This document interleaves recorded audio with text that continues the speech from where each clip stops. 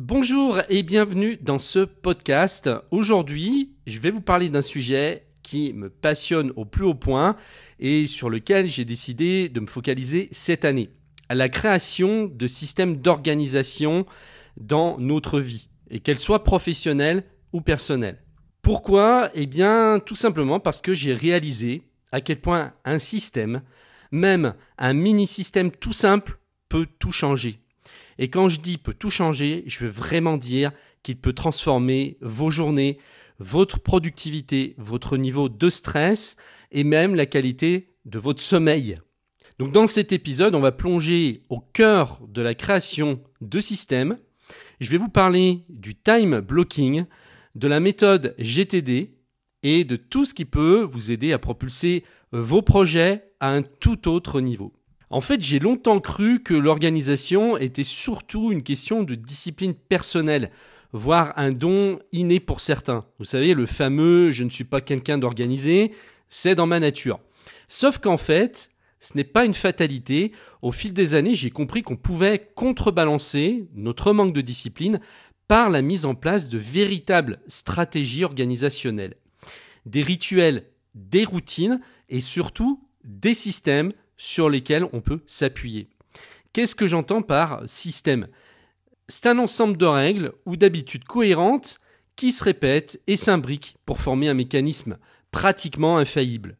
Prenez un exemple simple, si chaque matin vous rangez vos clés dans la même boîte, située au même endroit dans l'entrée, vous saurez toujours où elle se trouve, même si vous êtes en retard ou dans le cirage au réveil. Eh bien, un système, c'est ça, mais appliqué à tout un tas d'aspects de la vie. Et croyez-moi, quand on commence à multiplier ces mini-systèmes, on prend de la hauteur, on clarifie notre esprit et on gagne un temps fou. Vous vous demandez peut-être pourquoi j'ai choisi 2025 pour décréter que ce serait mon année des systèmes. Eh bien, d'abord, je trouve que c'est très galvanisant de fixer un cap précis. 2025, c'est un symbole, une étape, une nouvelle année, tout simplement. Donc, un horizon temporel assez proche pour ne pas procrastiner, mais suffisamment lointain pour me permettre de bâtir quelque chose de solide. Mon ambition, c'est d'installer ces systèmes progressivement tout au long de l'année, et j'ai déjà commencé au 1er janvier. Mon but, c'est d'être dans une posture d'une personne ultra organisée et que je puisse continuer à peaufiner ça toute l'année. Moi, j'aime bien l'idée de consacrer une année entière à l'optimisation de mes process. Donc le but, eh bien, ça va être de vous embarquer un peu avec moi dans l'aventure et de vous partager mes trouvailles au fur et à mesure. C'est possible aussi que je fasse une formation à la fin quand j'aurai estimé que je suis arrivé à un certain niveau. Pas à la solution ultime parce qu'elle n'existe pas. Un système, on peut toujours l'améliorer. Donc vous dire, une fois que j'aurai trouvé le système ultime, non, ça n'existe pas. Par contre, quand je verrai que ce système fonctionne très bien pour moi, à ce moment-là, je pense faire une formation. Alors, parmi les outils qui m'aident à bâtir mes systèmes, eh bien, il y en a un qui surpasse tous les autres en termes de simplicité et d'efficacité. Ça s'appelle le time blocking. C'est la méthode d'Elon Musk, mais par contre, Elon Musk le fait vraiment de manière furieuse. C'est-à-dire que lui, il découpe tout et il fractionne tout en action de 5 minutes. Donc, c'est ça le principe. C'est découper sa journée en blocs de temps, chacun étant dédié à une activité précise. Ça peut aller de 15 minutes, 30 minutes pour traiter mes emails, à 3 heures consacrées à un gros projet créatif, en passant par 1 heure par jour pour m'occuper de ma boutique de disques. Donc l'important, c'est de réserver un créneau fixe à chaque tâche et de s'y tenir autant que possible. Alors c'est une méthode qui est très puissante, mais qui a aussi bien sûr ses défauts, c'est-à-dire que ça peut paraître rigide. Et on a un peu l'impression, en faisant que du time blocking, d'être un peu un robot. Et c'est un peu la méthode inverse à celle qui va vous mettre dans le flow. Vous savez, vraiment l'état de concentration ultime pendant lequel vous êtes pendant plusieurs heures quand vous êtes inspiré. Le problème, c'est que chacune des méthodes a ses avantages et ses défauts. Le time blocking, lui, peut paraître rigide, mais par contre, comme on a une structure, on se met des limites et on avance un peu sur tout. Maintenant, le problème, c'est qu'on se sent un peu étriqué là-dedans et que quand on a envie d'exprimer sa créativité, eh bien, ça peut être frustrant. Parce que quand on est lancé dans quelque chose et qu'on a une limite et qu'on doit s'arrêter, eh bien, on n'a pas envie. On a envie de continuer dans ce qu'on fait. On n'a pas envie de faire autre chose et de passer à autre chose. C'est pour ça que je vais faire un mélange avec la méthode GTD, dont j'ai déjà parlé sur ma chaîne, qui là consiste plus à avancer selon notre niveau d'énergie et de temps qu'on a devant soi. Donc on va plutôt avancer en détectant ce qu'il y a de prioritaire et en agissant aussi en fonction des contextes. Donc la méthode GTD a été inventée par David Allen et je l'ai découverte il y a maintenant longtemps, je crois que c'était 2008, et combinée donc au time blocking, elle va me permettre de structurer efficacement mes tâches. Le cœur de GTD, c'est l'idée de vider sa tête de toutes ces choses qu'on doit faire pour les confier à un système externe fiable, une sorte de second cerveau. On commence par une capture de tout ce qu'on a en tête, email à traiter, idées de projet, choses à acheter, rendez-vous à prendre, etc. On les trie, on les classe, on décide quand et comment on va les traiter et on planifie au besoin. Donc le vrai bénéfice, c'est qu'on se libère d'un stress mental énorme parce qu'on ne rumine plus. On sait que tout est consigné dans un endroit fiable, on met tout dans des tiroirs et on peut alors se concentrer sur la tâche en cours sans se prendre la tête et en se posant plus de questions. Donc maintenant, imaginez la puissance d'un système où vous assemblez le time blocking et la méthode GTD. D'un côté, vous avez un planning précis de blocs de temps et de l'autre, vous avez une liste d'actions claires et structurée que vous pouvez piocher selon le contexte, l'énergie ou les priorités. Par exemple, moi, j'aime bien planifier un bloc de 45 minutes chaque matin pour passer en revue mes listes. Alors, c'est pas forcément chaque matin, ça peut être tous les 2 jours, tous les 3 jours ou même une fois par semaine. L'essentiel, c'est de le faire et que ce soit régulier. Et dans ce créneau, je traite un maximum d'actions rapides qui correspondent à ces contextes. Une fois que ce bloc est terminé, je passe à un autre. Et ça me permet de compartimenter l'énergie que je consacre à la planification et à l'exécution sans avoir à me poser de questions. Par contre, je ne suis pas aussi furieux qu'Elon Musk qui découpe tout en tâches de 5 minutes. Le plus petit bloc, pour moi, c'est 15 minutes. Donc je fais des blocs de 15 minutes, de 30 minutes, de 45 minutes, d'1 heure et le maximum, pour moi, c'est 2 heures. Parce que je sais que 2 heures, c'est le maximum de temps sur lequel on peut vraiment rester concentré sur un projet. Au-delà de ça, ensuite, on est beaucoup moins efficace, la concentration diminue. Et quand on part sur les horaires que vous avez peut-être vous en tant qu'employé, c'est-à-dire travailler à peu près entre 7h30, enfin 7h, 7h30 ou 8h par jour, ça me paraît complètement illusoire. En fait, vous savez très bien que vous ne travaillez pas 8 heures. Vous allez prendre des pauses, vous allez prendre des cafés, discuter avec vos collègues. Il y a des moments où vous allez vous relâcher. C'est impossible de rester concentré pendant 8 heures d'affilée. Donc on va dire que les horaires d'employés, c'est plutôt un contrat qui vous dit que vous devez être présent à votre travail pendant 8 heures, ce qui est complètement différent de dire que vous allez travailler pendant 8 heures. Alors j'ai parlé de time blocking et de la méthode GTD, très bien. L'idée de l'année des systèmes me pousse à systématiser tous les petits gestes ou processus qui peuvent être répétitifs ou source de stress. Par exemple, j'ai un mini-système pour préparer mes repas de la semaine. Je fais mes courses le samedi matin après avoir planifié mon menu de la semaine. J'ai un mini-système pour gérer mes factures. Je les paye le vendredi soir entre 17 et 18 heures. Point final. J'ai aussi un mini-système pour trier mes vêtements. 2 fois par an, je fais un grand tri et je donne ou je vends ce que je ne porte plus. Et le reste du temps, je range toujours au même endroit dès que j'ai fini une lessive. Ce que j'adore, c'est que ces systèmes ne se cantonnent pas à la vie professionnelle, comme vous pouvez le voir. Au contraire, ils ont un impact considérable sur la vie personnelle. On sous-estime parfois à quel point le désordre, la désorganisation ou la procrastination dans les tâches du quotidien peuvent générer du stress. Et justement, un système, ça va vous permettre d'arrêter de procrastiner. Qui ne s'est jamais senti coupable de repousser un appel important ou stressé de n'avoir rien de prêt pour le repas du soir en rentrant du travail ? Eh bien, en créant des mini-systèmes, on s'allège l'esprit et on évite de gérer les urgences au dernier moment. C'est presque magique parce que plus on prévoit des routines, plus je suis libre de profiter de mon temps libre. Parce que justement, je n'ai plus ces petites angoisses en toile de fond qui me disent « tu n'as pas fait ça et tu dois faire ça. Rappelle-toi, tu ne l'as pas fait. » Et on repousse et on remet au lendemain et ça n'en finit jamais. Non. À la place, j'ai un cadre clair, une direction et ça me rend plus disponible pour ceux que j'aime plus présent à mes loisirs et plus détendu en fin de journée parce que je n'ai plus cette voix dans la tête qui est sans arrêt en train de tourner, étant donné que j'ai fait ce que j'avais à faire et je n'ai pas à y penser ou à y revenir dessus.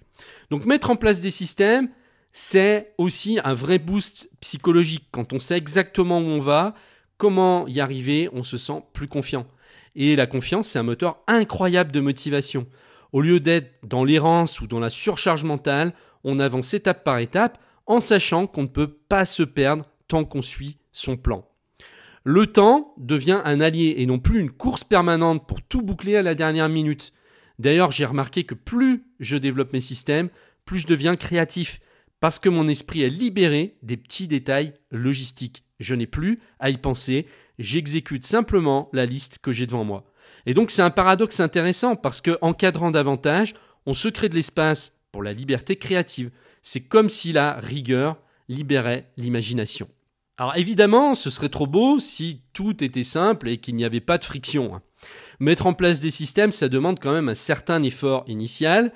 Il faut vaincre la procrastination, clarifier ses priorités et s'astreindre à un peu de rigueur au début. On peut également se heurter à la résistance du quotidien, à des imprévus ou à l'opposition de notre entourage qui n'a pas forcément les mêmes envies d'organisation et qui se demande si on n'est pas devenu un peu fou. Mais ça, c'est pas très grave. Ce qu'il faut, c'est que nous, on ait confiance en notre système et que finalement notre entourage nous voit avancer. Et là, vous les aurez convaincus par l'action et vous n'aurez pas besoin de parler. Donc mon conseil, commencez petit. Ne cherchez pas à tout révolutionner du jour au lendemain. Choisissez un aspect de votre vie qui vous pèse particulièrement, par exemple la gestion de vos mails, et créez-y un mini-système. Une fois que vous aurez goûté aux bénéfices, vous aurez naturellement envie de faire la même chose dans un autre domaine. Acceptez aussi de vous tromper et de devoir réajuster. C'est pas possible de trouver le système idéal du premier coup. Et puis d'ailleurs, vous trouverez jamais un système idéal. Le but, c'est de se rapprocher de l'idéal et de s'adapter et de le faire évoluer au fur et à mesure de ses besoins. Finalement, c'est un processus vivant, pas un carcan figé. Alors concrètement, comment je vois mon année 2025 ? Mon intention, c'est d'avoir un écosystème complet de routines et de process pour mes principaux domaines de vie. Travail, projets créatifs, finances, vie familiale, santé, loisirs. Rien de rigide ou de militarisé, mais une structure suffisamment solide pour tenir le coup face aux aléas. Par exemple, sur le plan professionnel, je vais continuer à raffiner mon mix time blocking plus GTD. Je prévois de réserver un créneau chaque vendredi en fin de journée pour faire une revue complète de tous mes projets. Je veux aussi mettre en place un mini-système de brainstorming. Chaque début de mois, je me pose pendant 1 heure avec un carnet. Je liste toutes les idées de contenu ou d'initiatives que je pourrais lancer et je les classe par priorité. Et côté personnel, je souhaite systématiser davantage la préparation de mes repas parce que je suis un très mauvais cuisinier. Ça n'a jamais été mon truc et donc j'ai besoin de système pour ça. Et peut-être que grâce à ça, je me mettrai plus sérieusement à la cuisine. Je veux également structurer mes sorties et mes marches parce que j'adore marcher. Je suis pas un sportif de nature, mais par contre, la marche, c'est quelque chose que j'adore. Et donc, comme c'est très recommandé aujourd'hui par les spécialistes de la santé, les médecins, je pense que ça ne peut être que très bon. Parce que la santé, c'est quand même ce qu'il y a de primordial. Je connais personne qui est heureux, qui est en joie en ayant une mauvaise santé et qui va avoir suffisamment d'énergie pour se consacrer à sa vie professionnelle. Ça n'existe pas. Donc la santé, pour moi, ça va être primordial cette année. Et un truc génial avec les systèmes, c'est qu'ils peuvent aussi déteindre sur notre entourage, souvent de manière très positive. Quand vous commencez à être plus organisé, plus disponible, plus serein, eh bien les autres s'en rendent compte et peuvent être inspirés. Et c'est ce que je vous disais, il n'y a pas besoin de parler pour les convaincre, ils vont tout simplement constater les résultats. Alors peut-être que votre collègue vous demandera comment vous arrivez à boucler vos dossiers en temps et en heure sans stress. Peut-être que votre conjoint remarquera que vous anticipez mieux les tâches domestiques et qu'il y a moins de tension à la maison. Ça peut créer une dynamique hyper saine. Bien sûr, il ne s'agit pas de forcer qui que ce soit à adapter votre système, chacun le sien et chacun son rythme, mais le simple fait d'être un exemple vivant des bienfaits d'une bonne organisation, eh bien, peut susciter l'envie chez les autres. Et si vous travaillez en équipe, c'est carrément un levier de performance collective. Voilà, donc vous savez désormais pourquoi j'ai choisi de faire de 2025 l'année des systèmes. C'est une démarche d'amélioration continue où je vais chercher à optimiser tous ces domaines qui, mis bout à bout, façonnent notre quotidien. J'espère vous avoir inspiré à vous lancer, même à une petite échelle, dans l'expérimentation de quelques routines et mini-systèmes. Commencez par quelque chose de tout simple, comme le time blocking pour gérer la gestion de vos emails, ou la méthode GTD pour clarifier vos tâches. Vous verrez rapidement les premiers résultats. Moins de stress, plus de contrôle, un sentiment profond d'avancer dans la bonne direction. Pour moi, c'est véritablement un game changer et une manière de dire « je reprends les rênes de mon temps, de ma tête et de ma vie ». Parce qu'au final, pourquoi subir nos journées, enchaîner les to-do list qui débordent et se sentir constamment dépassé alors qu'on peut mettre en place des mécanismes qui nous soutiennent? L'idée, c'est que ces systèmes deviennent tellement naturels qu'on ne se pose même plus la question.